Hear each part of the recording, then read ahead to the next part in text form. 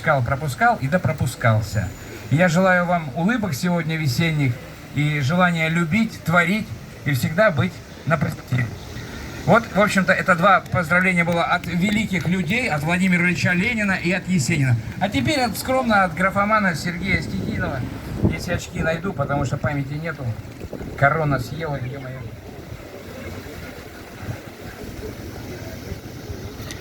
Итак, больше вас мучить не буду.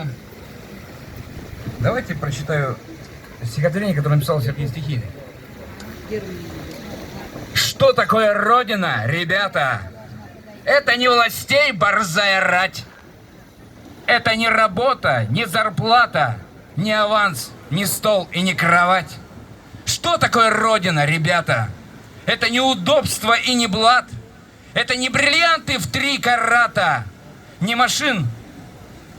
Ну-ка. Не машин наличие и хат. Родина, твои родные люди. Бедные товарищи мои. Что такое? Ага. Родина, твои родные люди. Верные и старые друзья. Те, кого мы помнить не забудем. На закате будущего дня. Помните близких, любите близких. Всего хорошего, до свидания. С вами был Сергей Стихиный. Пока.